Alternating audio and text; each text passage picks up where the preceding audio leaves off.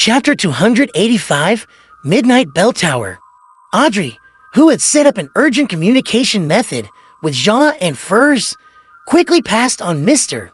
Fool's message to the two ladies through the huge golden retriever, Susie, claiming that the information she had received came via other sources. In the corner of an old church, as Jean was thinking about how to confirm Lanavis' identity, or how she should create chaos and avenge Williams, she unfolded the ball of paper. There's no need to confirm. Has Lanavis?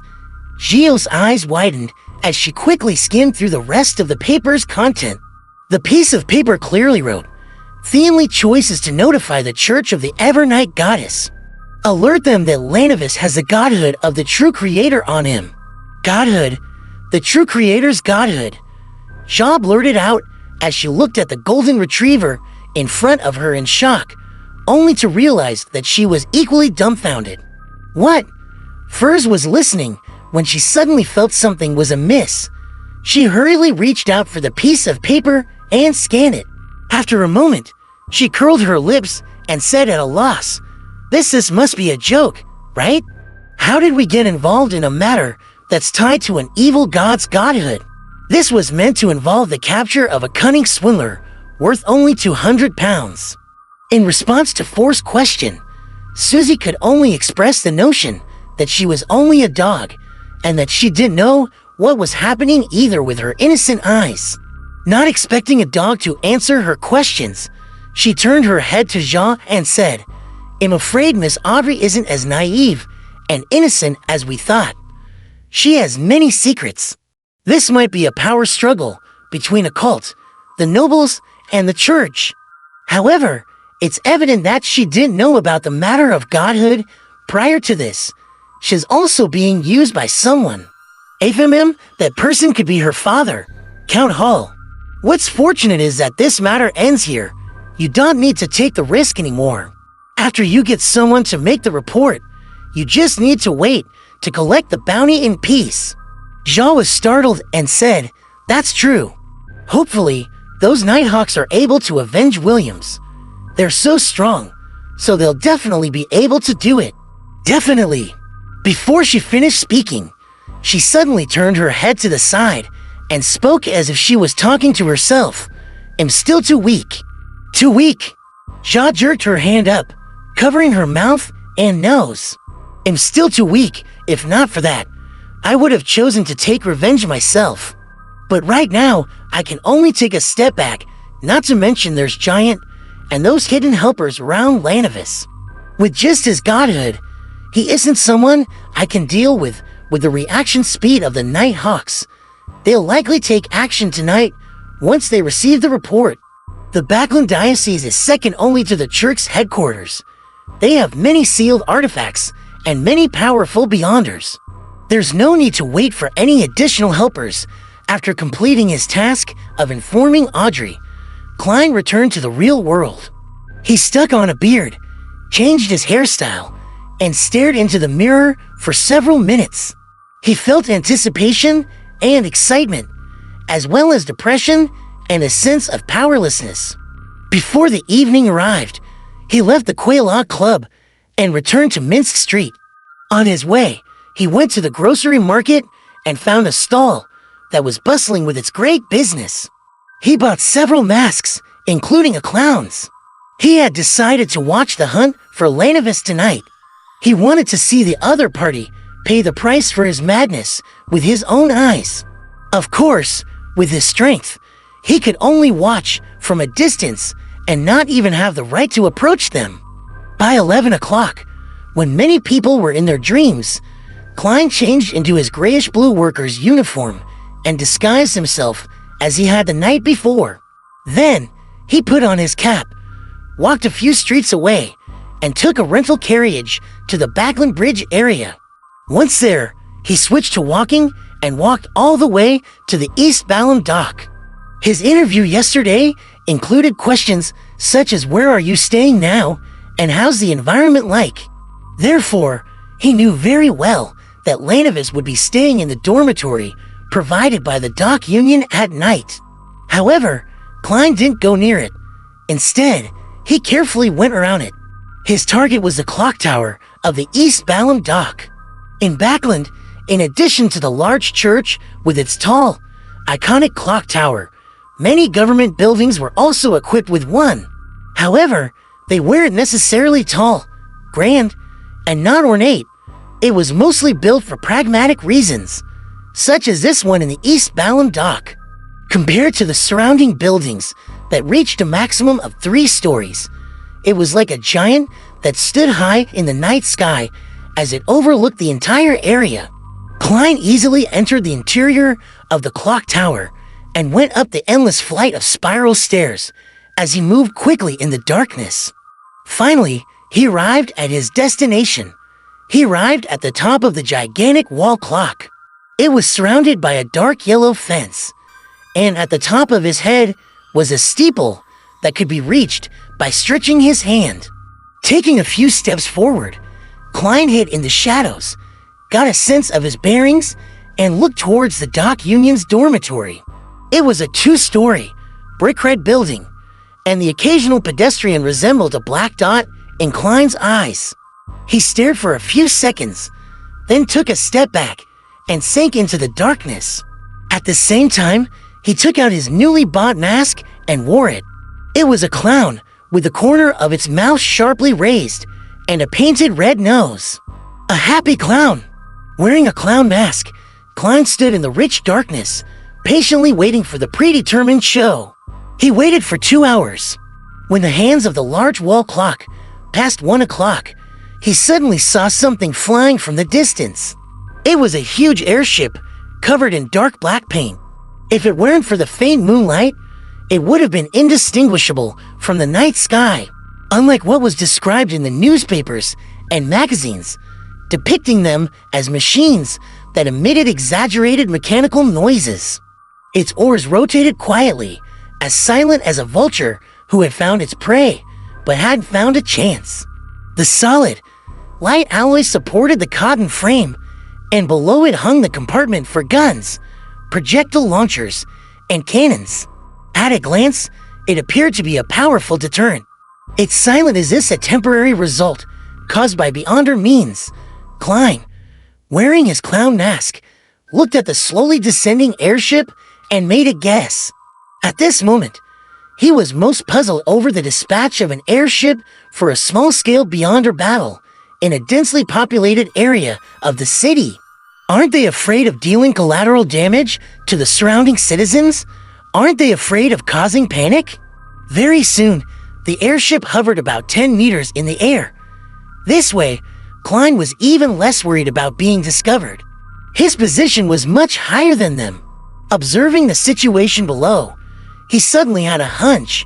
It was likely that the airship wouldn't engage in combat, but rather provide air surveillance of the area to give the personnel involved in the operation a better view and prevent the target from escaping if any accidents occurred. Right at this moment, 3 figures dressed in black robes suddenly appeared in front of the 2-story brick-red building. The man in the lead didn't wear a hat, revealing his short golden brown hair and blackish green eyes, which appeared to be as deep as a windless lake. The collars of his shirt and windbreaker were propped up high, and his palms were covered with a layer of gloves that were as red as blood. A silver-white metal suitcase was wound around his left hand via a chain of the same color. This was one of the 9 high-ranking deacons of the Church of the Evernight Goddess, Crested Sesamir. He was also one of the 3 powerhouses of the Red Gloves, and he happened to be in Backland. After looking straight ahead, Sesamir turned his head to the left and said to his subordinate, "You sealed Artifact 1 to 63. Yes, Your Grace." The Nighthawk crouched down and helped Sesamir untie the chain round the silver suitcase. Throughout the entire process, Crested Sesamir's muscles were very tense, as though he was fighting something. The Nighthawk on the left took a deep breath and pressed down suddenly, causing the illusionary ripples on the surface of the silver box to crack. The surrounding halo suddenly disappeared as if it was completely sucked into the case. A bone sword that was less than a meter long, emitted glossy, pure white light as it slowly floated up. Its blade had an ancient silver-coated mirror attached to it. The scenes reflected in the mirror were layered and superimposed without end. The Nighthawk on the left took the mirror and pointed it at the brick-red building. The building was clearly reflected in it, and nothing seemed to change. However, Sesamir slowly exhaled, stretched out his left hand to grasp the short-boned sword. The surrounding halo was somewhat restored. "Let's go in." He started walking towards the entrance of the brick building. The three Nighthawks opened the door and entered the dark building and targeted the stairs that led to the second floor. At that moment, a tall, thin figure emerged from the shadows in the corner. He wore a black priest's uniform, and he had curly, pale yellow hair and beastly dark brown eyes. "You're the goddess sword," the nearly 2-meter-tall giant spoke in a deep voice. At the same time, he clenched his right palm. Bang! Bang! Bang! The Union members in the small brick-red building exploded one after another in their dreams, without even having the chance to scream. Their bodies split into pieces, turning into thick, sticky flesh. Half of their bodies rushed towards the giant to weave into cloaks that could reduce magical damage. The other half condensed into furry giant rugs that blanketed the three Nighthawks. Crested Sesamir only watched silently without doing anything. Silently, the flesh and blood dissipated and collapsed before falling down like rain. But the raindrops didn't stain the floor red. In each of the rooms, figures emerged once more, still sleeping soundly. This is a world within a mirror world that only targets Beyonders. The flesh bombs you planted in the bodies of the ordinary people are only illusions in here. Sesamir raised the holy artifact bone sword in his right hand, causing the light around him to disappear. HMPH, the giant suddenly grabbed his left shoulder with his right hand and tore off his arm. He then threw the blood arm forward. Boom!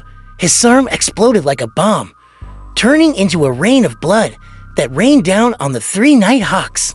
At the same time, the flesh on his left shoulder began to squirm madly as he slowly grew a new arm, which was still bloody without any skin.